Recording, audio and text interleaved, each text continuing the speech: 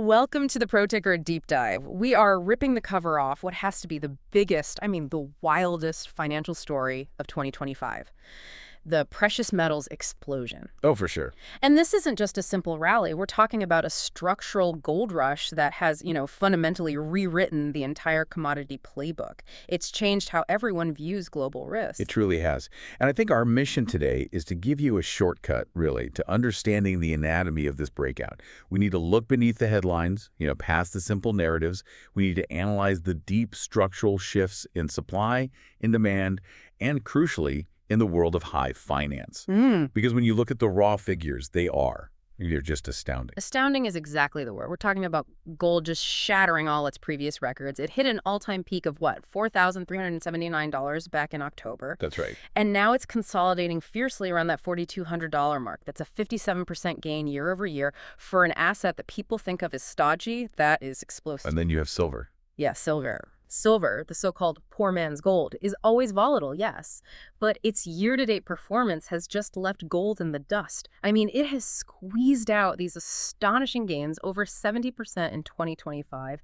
It charged right past that critical $50 level. It's now flirting with historic inflation-adjusted highs we haven't seen since the massive rallies of the late 70s. That kind of move, that sheer magnitude, forces one massive question on us.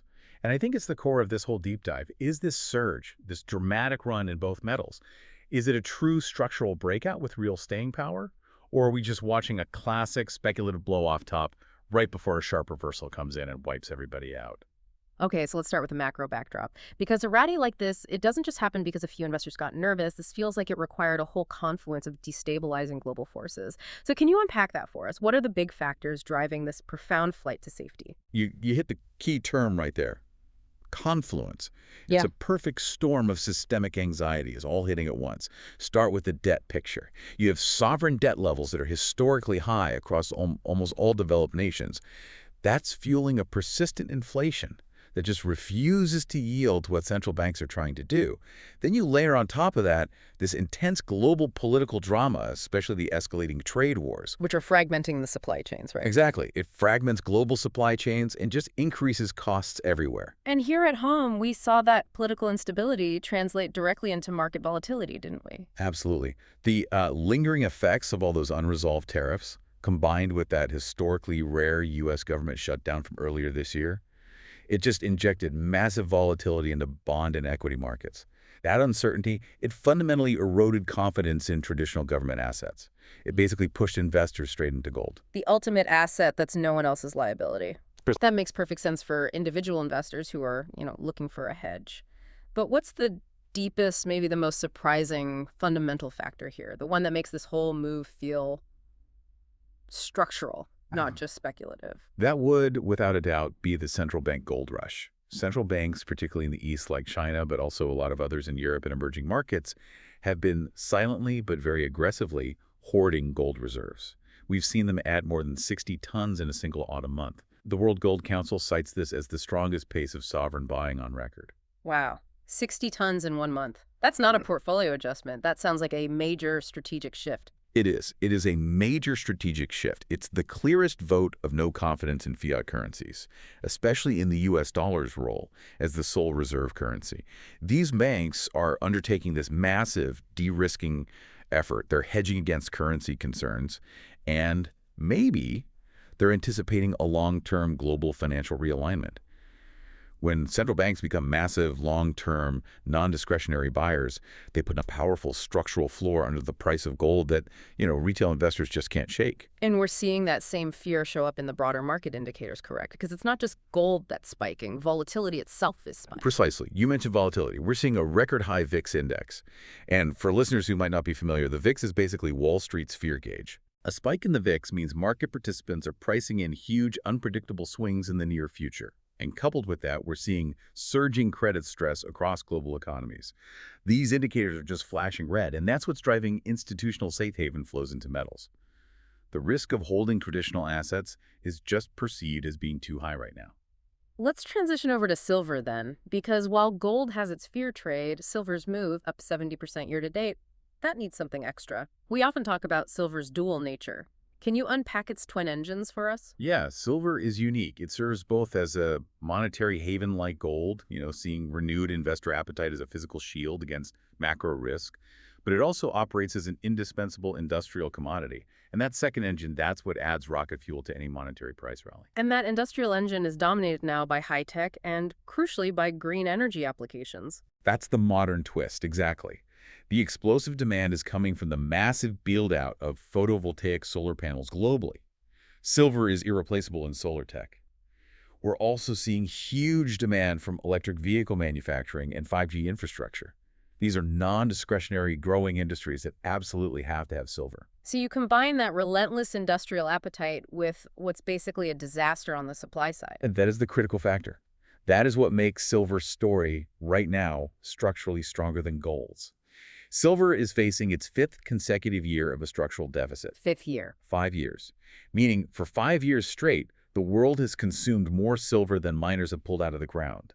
So this gap has to be filled by draining existing inventories.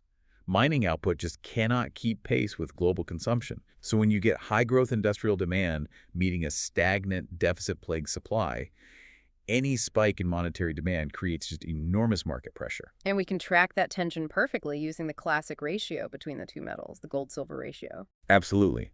The ratio is the perfect signal for this catch-up trade. When that macro fear spiked earlier in the year, silver lagged dramatically.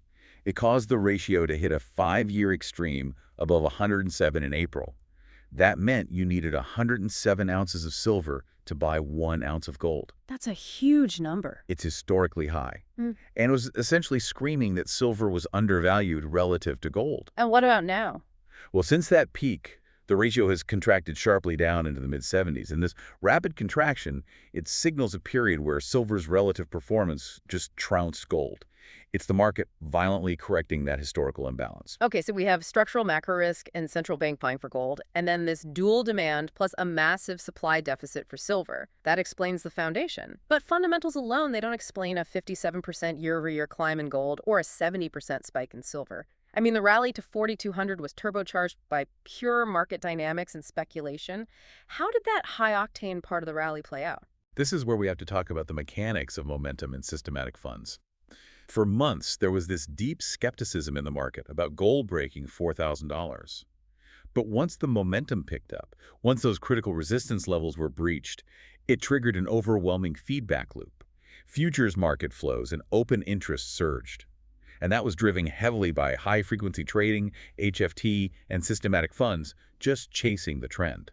So these HFT systems, they don't care about the Federal Reserve or mining deficits. They just care about the rate of change in the price. Exactly. When gold broke 4,000, it signaled extreme volatility and a new trend. High-frequency systems are programmed to follow that rate of change. That triggers coordinated systematic buying that is purely trend-following, not valuation-based. And that flood of mechanical buying, it creates instant liquidity and drives prices up vertically. And what about the big institutional players, the hedge funds? Where were they in all this? Crucially, hedge funds were previously underexposed. They were holding short or neutral positions on metals for months. As the market broke higher, they were forced to reverse course.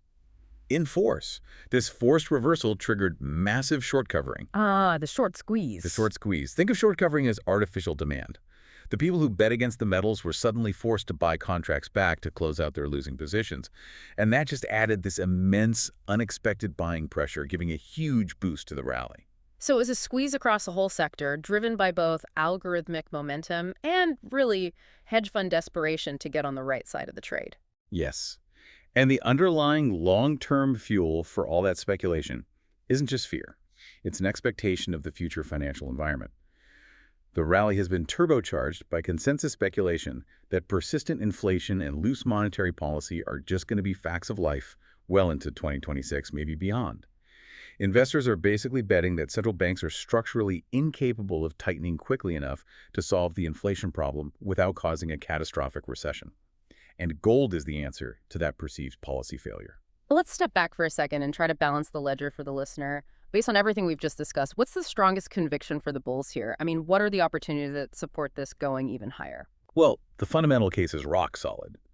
In an environment defined by high inflation, weak global growth, and ballooning sovereign debts, gold's traditional appeal as a real asset, a store of value outside the financial system, is in full swing. And the central bank buying sprees? They're not slowing down. That's a powerful signal fire for long-term price support. For silver, its market is structurally tighter now because of that industrial demand than perhaps at any time since the late 1970s. And technically, the violent price increase, that suggests real conviction among the players who are left. It does. The technical analysis shows the violent squeeze higher has effectively burned off the weak hands, the investors who were only marginally committed or maybe over-leveraged. The fact that gold rallied past 4,200 and has held that level without a substantial retracement suggests that the participants who remain are holding with real conviction. But volatility like this, it guarantees massive risks. I mean, a 70% move in silver doesn't come without a serious risk profile. So what are the main cautionary signals right now that you need to be aware of? First and foremost, investor positioning. After such a dramatic run, positioning is approaching those elevated levels where contrarian signals typically emerge. So too many people on the same side of the trade. Exactly. It makes the market vulnerable to a sudden, unpredictable correction. And what could trigger that kind of reversal specifically? I'd point to three main threats. One, a sudden improvement in the global credit picture. That would ease the safe haven demand. Two, a major U.S. dollar comeback. If the dollar strengthens rapidly, it instantly makes dollar-denominated gold more expensive for foreign buyers, and that triggers selling pressure globally. And three, the ultimate monetary policy threat. A hawkish surprise from the central banks. If inflation cools faster than expected and they suddenly start talking about tightening rates quicker, that could trigger a rapid, algorithm-driven selling cascade. Let's finish up by looking at the technical landscape. For the listener who's keeping an eye on the market, what do the charts tell us about how this rally was structured and what technical signs should we be monitoring? The charts just reflect pure power. Gold blasted through that $4,000 resistance level, confirming multiple breakouts, and then it rapidly extended towards 4,200. We've seen high trading volumes consistently on up days, which is a classic hallmark of institutional accumulation. It confirms that it's big money moving in, not just retail traders chasing momentum. And silver's chart, that showed even greater drama, right? Punctuated by those squeeze spikes. It did. Silver just erupted past $45 and then $50. We saw clear patterns confirming that institutional conviction. For instance, in its primary surge, gold showed a series of powerful candlestick formations known as the Three White Soldiers. Which is a strong signal of continuing bullish momentum. A very strong signal. And then, for the signal that silver was outperforming, we saw the mirror image appear in the gold-silver ratio chart. A formation known as the Three Black Crows appeared in the ratio itself after it peaked up at 107. And that's a classic reversal signal. It's a classic reversal signal, right? And in this context, it was signaling further downside in the ratio, which translated directly into superior relative performance for silver. It was a clear, unmistakable technical signal that the catch-up trade was on. Okay, so given the intense volatility, what are the key levels people need to watch right now to gauge the health of this trend? I think investors should pay close attention to the short-term risk pivots. For gold, the support level near $3,900 is crucial. That represents the consolidation area before this latest leg up. For silver, the $45 level is the important short-term pivot. A break below either of those levels would signal a significant loss of momentum and would likely usher in that swift correction we talked about. What a profound ride 2025 has been. Gold's run to 4,200 and silver's historic squeeze have truly rewritten the script for precious metals.